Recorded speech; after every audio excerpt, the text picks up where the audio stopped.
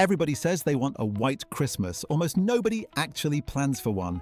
And here's the thing about snow on December 25th. It has a lot less to do with luck than people assume. It really comes down to where you're standing.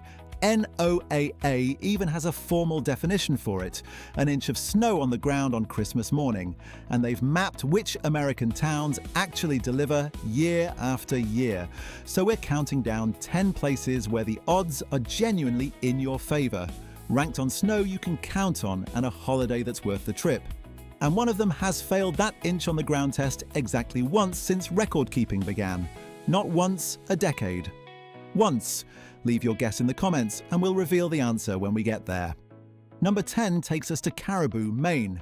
If you want certainty rather than spectacle, this is where you start. Caribou sits about as far north as you can get before Canada takes over, and it's woken up white 92% of the time since records began there in 1939. The deepest was back in 1989, when 2.5 feet were sitting on the ground on the 25th. But let's be honest about what this place isn't. There's no Christmas market here, no 500,000 lights, no gingerbread competition. What you get instead is the Nordic Heritage Centre, with cross-country and biathlon trails groomed right through the holidays, plus hundreds of miles of connected snowmobile trail running out into Aroostook County. Rooms are cheap, the crowds basically don't exist, and the snow is close to a sure thing. While you're there, try a ploys. It's a buckwheat pancake this corner of Maine has been making for generations, and it's best with butter and maple syrup. For a couple who want quiet and cold air, 3 days is plenty. 9th place goes to Lake Placid, New York, where the Christmas card scene and the Olympic venue happen to be the exact same place. The Adirondacks and the Great Lakes together give upstate New York some of the best odds in the country, and Lake Placid comes up white on close to 9 Christmases out of 10. Here's the part that makes it special. Through the holidays, the Olympic speed skating oval opens to the public. That's the same 400-meter track where Eric Heiden won 5 gold medals in 1980, and you get to skate it outdoors under the lights with the mountains sitting behind you. Mid-December brings the Holiday Village stroll with a tree lighting and a Kris Kringle caravan that sends Santa through town on a fire truck. Then between Christmas and New Year, Mids Park hands out free cocoa and s'mores around a fire every afternoon. Families get the most out of this one, and it really rewards a full week rather than a weekend. Stay at the Mirror Lake Inn if you want the fireplace and lake view version, and catch their Cookies with Santa morning if you've got kids with you. Then finish at the toboggan chute, which drops you straight out onto frozen Mirror Lake. Dropping in at number 8 is Mammoth Lakes, California. And no, California isn't the state anybody pictures when they think about snow. But Mammoth sits at nearly 8,000 feet in the Sierra Nevada, and December alone brings over 45 inches on average. Snow can start here as early as October, so by the time Christmas comes around, the season is already well underway. Down in town, the rink runs public skating all week, including a Skate with Santa night. Guided snowshoe tours head out into the Mammoth Lakes Basin at sunset, timed for when the alpenglow hits the peaks. Have you ever seen a mountain turn pink? It's about a 5 to 6 hour drive from Los Angeles, which means West Coast families get real winter without crossing the country or booking a flight. The village at Mammoth puts you right at the gondola with restaurants downstairs, and that matters a lot when it's getting dark by 4:30. Quick one while we're still in the top 10. Is a white Christmas genuinely on your list, or would you rather chase the sun in December? Let us know in the comments. 7th place goes to Sun Valley, Idaho, America's first destination ski resort, and probably the most old-fashioned Christmas on this list. Everything here builds toward one thing: a horse-drawn sleigh ride out along Trail Creek, past the Hemingway Memorial to Trail Creek Cabin, where a 4-course dinner is waiting with the fire going. It runs about $289 for adults and $170 for kids, and you'll need reservations and payment well in advance because it books out. There's also a holiday concert and an evening skate with a costume Santa on the ice. And if the weather turns, the Sun Valley Opera House screens films through December, including Sun Valley Serenade, the 1941 musical that put this valley on the map in the first place. The Sun Valley Lodge has been taking guests since 1936 and still runs an outdoor pool you can sit in while it snows on your head. This is the couple's pick on the list, and honestly the one to book for a proper anniversary sort of Christmas. At number 6, we head to Park City, Utah, where the practical side is just as strong as the pretty side. Historic Main Street runs uphill under the lights, with the ski runs finishing almost at the bottom of it. A free bus serves the whole town, so the car can stay parked all week. And just down the valley, the Heber Valley Railroad runs its North Pole Express. Decorated train, cookies, cocoa, carols and Santa working the aisle.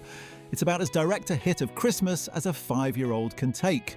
But the real advantage here is access. Salt Lake City International sits roughly 40 minutes away, which makes this the easiest destination on the whole list to actually reach in late December.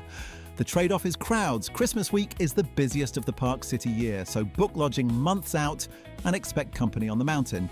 And if you're chasing snow this December, there are flight and hotel deals in the description that'll bring the cost down. Number 5 brings us to Telluride, Colorado, wedged into a box canyon deep in the San Juan Mountains. For a town this far south, the odds are honestly startling. It runs 94% because the San Juans wring the moisture out of passing storms and the altitude keeps it frozen once it lands. Things kick off with NOAA night in early December, when the ceremonial ski tree gets lit and the shops on Colorado Avenue stay open late. Then on Christmas Eve, ski school instructors carry torches down from the top of the gondola into the middle of town. It's a slow river of fire against the snow, with the whole valley watching. Where else are you getting that on the 24th? The gondola between Telluride and Mountain Village is free and runs late, so nobody has to drive. Add a horse-drawn sleigh ride with blankets, hot drinks and s'mores. Plus Victorian storefronts under snow, and you've got the most cinematic entry on this list. 4th place lands in Duluth, Minnesota, which calls itself the Christmas City of the North and has the numbers to back it up. The odds run 92%, and there's close to a 60% chance of 5 inches or more. That's the difference between a dusting and a proper winter. At the center of it all sits Bentleyville Tour of Lights, the largest free walk-through holiday light display in America. It runs its 23rd year in 2026, with more than 5 million lights spread across Bayfront Festival Park on the Lake Superior shore. And admission costs nothing. Neither does the hot cocoa, the cookies, the popcorn, the marshmallows you roast yourself at the fire pits, or the visit with Santa and Mrs. Claus. One visitor on TripAdvisor timed the loop at about 45 minutes and passed on the tip that matters most here. Go on a weeknight for smaller crowds. You pay for parking and nothing else, which makes this the best value Christmas on the list by a distance. Warm up afterwards in Canal Park with a bowl of wild rice soup, which is about as Minnesotan as dinner gets. 3rd spot belongs to Marquette, Michigan. Now Telluride ran 94% and Duluth ran 92%, and both of those are excellent. Marquette beats them both, and it isn't particularly close. Here's why. Marquette sits downwind of Lake Superior in the Upper Peninsula snowbelt, where cold air crosses open water, picks up moisture and dumps it the moment it hits land. But that machine isn't evenly spread. The lakeshore itself averages a little over 100 inches a year, while the National Weather Service site a few miles inland and uphill records closer to 200. Since record-keeping began in 1961, Marquette has missed exactly 4 Christmases: 1994, 2006, 2015 and 2023, when temperatures hit a record warm high of 47 degrees and there wasn't even a trace of snow on the ground. That still works out to roughly a 94 to 95% strike rate, among the best in the country. What you get for that is a compact downtown above the harbour, ice caves and frozen shoreline out at Presque Isle Park, and cross-country trails that start more or less in town. It's a small airport and a long drive from anywhere, which is exactly why it stays quiet. Come for the snow itself rather than the programming, and grab a pasty while you're here. It's the handheld meat pie the mining families of the Upper Peninsula have been making for well over a century. Remember Caribou back at number 10, with no lights and no market? Sitting just outside the top spot is its exact opposite. Leavenworth, Washington is a Bavarian village tucked into the Cascades about 2 hours from Seattle. Village of Lights runs from November 27th through December 24th in 2026, and more than 500,000 lights cover every building, tree and gazebo downtown. They come on at 6 in the morning and stay lit until 11 at night, right through to the end of February. And it doesn't cost a thing to walk the streets and look. Inside the Festhalle, there's a gingerbread house competition, a craft table, letters to Santa and free gift wrapping. Outside, carolers work the gazebo while you're holding a cup of glühwein, and the Cascades sit white behind the rooftops. Hotel Pension. Anna is a few steps from the Festhalle if you want to walk everywhere, though December rooms go months ahead. 2 honest notes before you book. December weekends here are packed, so come midweek if you possibly can. And the locals will tell you January is the better bet. Quieter, cheaper, more reliable snow, with all the lights still burning. And the top spot on our countdown belongs to North Pole, Alaska. This is a real town of about 2,100 people, 20 minutes outside Fairbanks, and it has committed to the bit completely. The streetlights are striped like candy canes. The roads are called Santa Claus Lane, St. Nicholas Drive, Kris Kringle Drive, Mistletoe Lane, and Snowman Lane.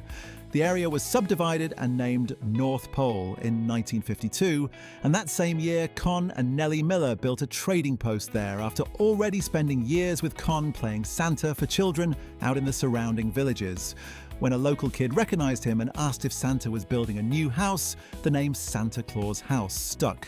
The community was formally incorporated as the city of North Pole in January 1953.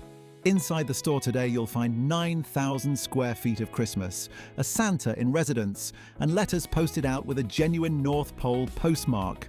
Outside, there's a Santa statue tall enough to spot from the highway, plus the Antler Academy, where the reindeer live and you can feed them.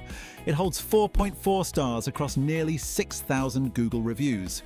Hotel North Pole will put you in a Santa-themed suite, and the aurora runs overhead most clear nights. So, that inch of snow. The Fairbanks area, which North Pole sits inside, has recorded exactly one snowless Christmas since records began in the early 1900s. That was 1934. 90 years, one miss. December here averages nearly 7 degrees below zero, so whatever falls just stays where it lands. Now, fair warning. You get about 4 hours of daylight, and the cold is serious. But if you want the one place in America where a white Christmas is closer to a promise than a hope, this is it. If you enjoyed this video, you'll love this next one.